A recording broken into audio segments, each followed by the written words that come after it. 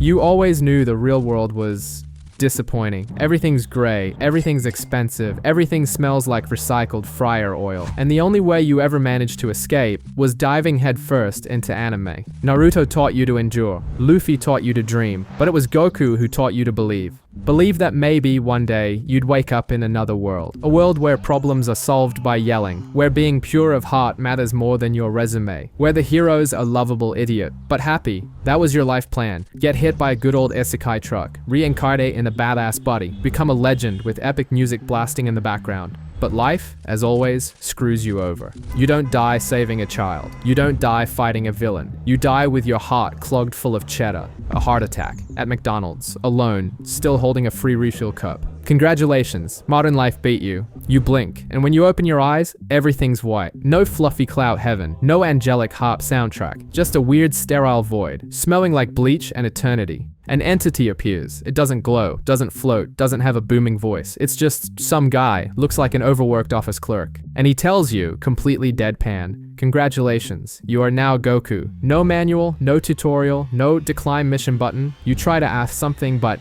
too late. The white fades, the world spins, and suddenly, you're standing in an open field. Sun, grass, muscular body, all real. You touch your chest. You're strong. You're alive. You're in an anime, then you feel it. A presence. In the distance. A strange key. A chill down your spine. Raditz, you think. The story has begun. And you're inside it. With zero prep. Congrats, champ. You're the protagonist now. And there's no pause button. Raditz shows up, kidnaps Gohan, drops that megalomaniac speech. You're a Saiyan. I'm your brother. Join me or everyone dies. In your head, it's simple. Grab him. Piccolo hits the special bean cannon. End of arc. But there's just one problem. You don't want to die. This isn't an episode. This isn't a simulation. This is real pain, real blood, real death. So when the moment comes, you hesitate, then you freeze. And next thing you know, Raditz is face down in the dirt, dead. You killed him. Piccolo didn't even need to help. And that's when things start to fall apart. No death means no King Kai. No spiritual training. No Kaioken. No spirit bomb. No cosmic monkey means with a drum beat. You carry Gohan home in your arms, and the world slowly starts to crumble. Months later, two massive presences cut through space. Vegeta, Nappa, you try to stay calm. I'm Goku, right? I can do this. But spoiler, you can't. Yamcha explodes. Okay, original script. But then, Krillin too. Gohan almost follows. Piccolo sacrifices himself trying to save him. And you get wrecked. You even try to fight like Goku. You strike a pose. You scream your lungs out. But there's no Kaioken. No secret technique. No real soul behind the punches. Deep down, you're still just the anime nerd. Vegeta notices and laughs. Not at you, at who you've become. You bleed. Not from the battle, but from the truth. The realization that, even as Goku, you're screwing everything up. In the end, they leave. The planet doesn't explode, but it almost does. And you just lie there, in the grass, staring at the sky, wondering if this reincarnation was a glitch or a punishment. You decide to do better. This time, you'll train, you'll study, you'll prepare, you lock yourself in the ship, just like in the anime. Push your body to the edge, just like Goku. But there's a small problem. You only remember the episodes, not the training. You barely understand how your own body works. The ki flows, but it's wild. You try to force Kaioken on your own, gritting your teeth, pushing out an aura, and almost die from internal bleeding. You arrive on Namek ahead of schedule, before everything, before the Ginyu Force even strikes a pose. And once again, you mess up the story. You save Dende too early, kill two of Frieza's soldiers with an awkward kick. The butterfly effect goes berserk. Frieza catches on sooner. Namek turns into a premature rave of destruction. Everything becomes chaos. And then it happens. Vegeta goes Super Saiyan. Yes, him.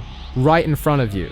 Before you do. The guy who used to be just the rival is now the hero. He fights Frieza, and you, in Goku's body, just watch. No golden aura, no epic soundtrack. In the end, Frieza escapes, takes half of Namek with him. And you don't become a legend, you become the backup plan. The universe keeps going, just not with you at the center. And for the first time, you feel it. It doesn't matter what body you have. If your timing's off, if you're not the one when it matters, there's no spotlight for you. You thought you ruined everything on Namek, thought it couldn't get worse. Then Trunks shows up with that look like he just watched the future burn. And he says, "It wasn't supposed to happen like this." That line echoes in your head for weeks. You try to fix things, fix the little stuff, avoid mistakes. You remember the lab, Cell's embryo. You try to destroy it early, delay it, prevent it. But every step you take creates a new problem.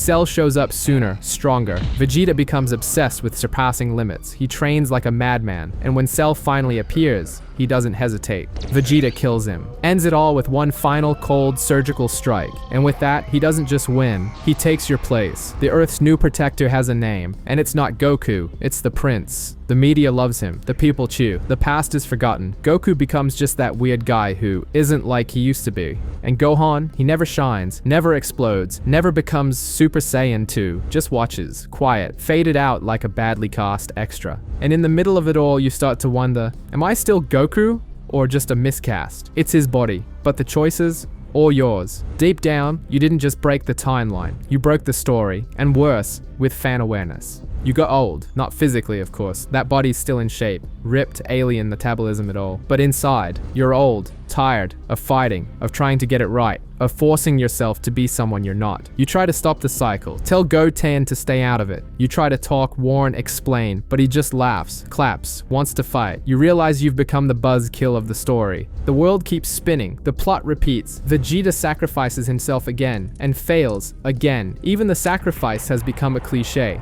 You try to reinvent yourself, accept the fusion, but something goes wrong. You mess up the dance, and become an interstellar joke. Majin Buu absorbs everyone, Piccolo, Gotenks, Gohan, all gone, like filler episodes. And then, something snaps. Buu stops, looks at you, speaks with a hoarse voice, empty eyes. You're not from this world. I can feel it, and in that moment, you feel it too. The weight of the lie, the poorly rehearsed theater, all the wasted effort pretending to be Goku. But then, the last resort, the fan's memory. You close your eyes and try to remember, not techniques, feelings, the spirit bomb. You remember the scene, the music, the blue energy rising in the sky. But now it's all improvised. No lessons, no King Kai, just instinct. You raise your arms, you scream, you beg, you picture everyone joining in. And by some miracle, the energy comes. Crooked, slow, weak, but it comes. You launch it, not for victory, but out of blind faith. Faith of someone who's already seen this episode before. And when the light fades and silence takes over, you're still there, alive, but you no longer know who won. You know every scene, every line, every transformation. You remember the first time you saw Goku become a Super Saiyan, the scream, the thunder, the music, but now, you're inside it, and you don't feel a thing. You try to say the classic line, "Hey, it's me Goku," but when it leaves your mouth, it sounds wrong. Forced, like you're cosplaying as yourself. You train, you fight, you've won a few battles, but everything tastes like cardboard. The body obeys, but the soul is still that insecure teenager sitting on the couch eating Cheetos. You try to fake it, strike the poses, mimic Goku's smile, even try the goofy laugh, but inside, there's no spark, only echo. You start to see it in their eyes. They notice. Gohan looks at you differently. Chi-Chi avoids your embrace. Even Vegeta, who's never trusted anyone, now just watches you in silence. You're still Goku, but not their Goku. You're a shadow, a caricature dressed in orange, and little by little, you stop recognizing yourself in the mirror too. The reflection is the same, but inside there's only guilt, disalignment. You memorize the whole story, but you were never part of it. You know too much, but feel too little, and maybe it would have been better never to have come back. Everything's falling apart, the sky's lost its color, the earth is cracking open, and you're there, in the middle of it all, with the whole world waiting for you to be him, Goku. But you don't want to anymore, not because you've given up, but because you finally understand you were never him, and you were never meant to be.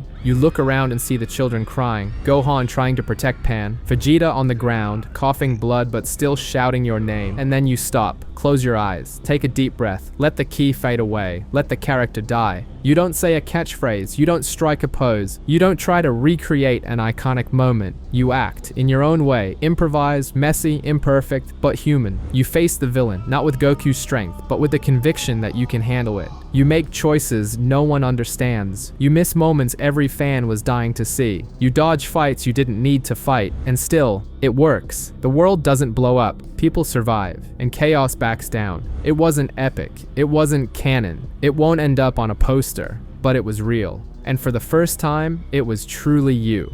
Time passed, the world settled, it didn't go back to how it was, but it didn't fall apart either. You watch from afar, Gohan playing with pen. They fly low, miss their punches, laugh loud, no destination, no script. You don't interfere, don't teach, don't guide, you just watch. Goku, or what's left of him, is still somewhere inside you, but he's not in control anymore. You stopped being the idol, stopped being the fan, stopped trying to fit into a role that was never yours. Now, you're just you, with all the crooked memories, with every misstep along the way. And it's in that silence, in that new space, that something shifts. No soundtrack, no transformation, just a thought light as cosmic dust. Maybe the point of being here was never to be Goku. It was to survive not being him. And for the first time since you reincarnated, you breathe easy, and realize it's the first time you don't feel guilty for it. You didn't save the universe with a screen, didn't become a legend with golden hair, didn't get a statue with your face on it, but you also didn't die trying to be someone you're not. And honestly, that's worth more than any spirit bomb. You walk through the fields now with regular steps, no flying, just walking, feeling the grass, like a human again. The world goes on. Vegeta now teaches at a martial arts school. Gohan writes books on interdimensional peace. And you're Goku, the ex-protagonist, the guy who ruined the perfect story, and by doing so, created a new one. A story where the hero doesn't know how to fight, where the savior hesitates, where the happy ending isn't epic, but it's alive. He got his Isekai, he had his saga, he got everything he asked for. Only now, if he had the chance to go back, maybe he'd wish to reincarnate as Krillin instead. At least Krillin has hair, a steady paycheck, and a wife who doesn't scream all the time. But it's okay, you don't want to go back, you don't want to repeat anything. For the first time, just living was enough, and that's more than a lot of people ever get.